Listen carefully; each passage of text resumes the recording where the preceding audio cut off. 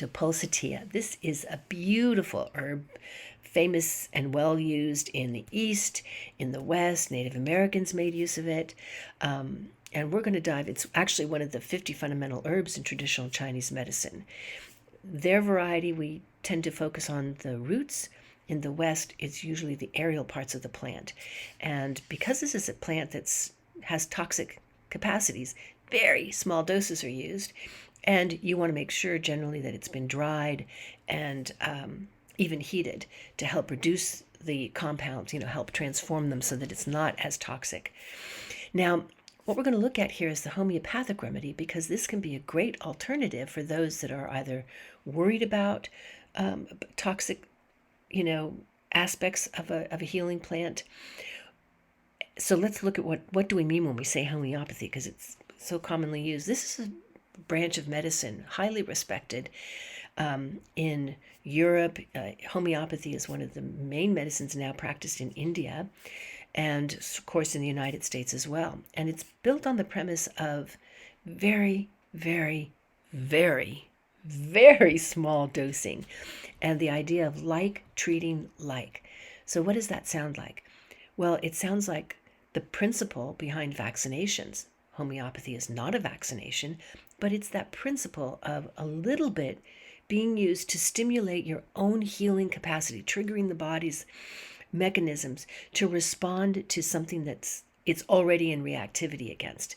So if you have a bacterial infection, getting a vaccination for a bacteria. In homeopathy, if you're showing certain symptoms, certain homeopathic remedies are going to step in to really help treat that condition. And it's incredibly safe because you're dealing with such small doses. Now, the Western varieties of Pulsatilla that you're typically going to be hearing about for, herbal is Pulsatilla vulgaris, Pulsatilla nuttallii.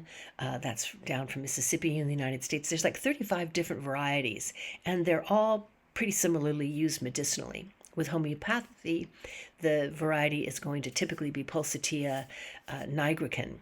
And you can also hear in the herbal world Pulsatilla pratensis. The Eastern variety is Pulsatilla chinensis. So there you have some specifics to be looking for. So in the homeopathic world, this is going to be used not dissimilar from the herb itself, but again, you've got this safety factor. Not that the other herb is unsafe, but you don't have to be worried about how small. It's already giving you minute amount. So migraines, tension headaches, hyperactivity, changing menstrual flow, whether you're looking to shift the timing of the flow, the amount, the nature of it, moodiness. This is a very important healing herb and homeopathic remedy for those that are feeling emotionally distraught. They're laughing and then they're crying. They may have experienced big sorrow, and they're seeking sympathy. This is not the remedy for those that are bottling it up. This is the one for those that are leaking, that it's pouring out. They want to talk about it. They could be depressed. They're timid. They're on shaky ground, and interestingly, they will even say afraid of ghosts. And I love this because in traditional Chinese medicine, ghosts play a huge part in the healing medicine. There's even acupuncture ghost points. And the idea of ghosts here is this idea of what's haunting you. And it can invasion, something's invaded you. This energetic field, negative field, has invaded your being and is creating disruptions. And in particular with the Shen, which is your consciousness, your awareness. And when Shen is disturbed, you can have insomnia, you can get these headaches, you can have anything from anxiety all the way up to schizophrenia. So this is an important medicine, right? And also ghosts, post-traumatic syndrome, people suffering from something that's happened, but they're not letting go of it. It's not moving through their system. So this is an herb and homeopathic remedy that is very, very good for those conditions. It's even used homeopathically to help relax the uterine muscles, help the fibers relax a little bit. So it's used for easing birthing, of course, the menstrual cycle, as we already spoke about, helping to ease and reposition breech babies. It'll be added with exercises specifically for that, and even treating varicose veins that can occur during pregnancy. So it's some really specific kinds of events.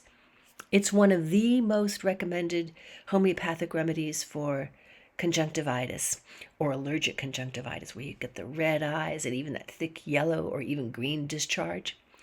So there you have it. Here's this amazing herb. Please visit our website at whiterabbitinstituteofhealing.com to find out more about it, both herbally and how you can be using it from an Eastern and Western perspective, because there are differences, even though the plant all over has overlapping capability.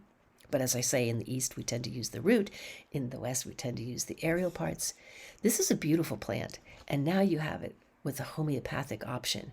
So you can be checking it out, especially for those emotional moments, or if you're suffering from conditions attached to this emotional outbreak in a person, right? They're getting migraines because they're really stressed out, that sort of thing.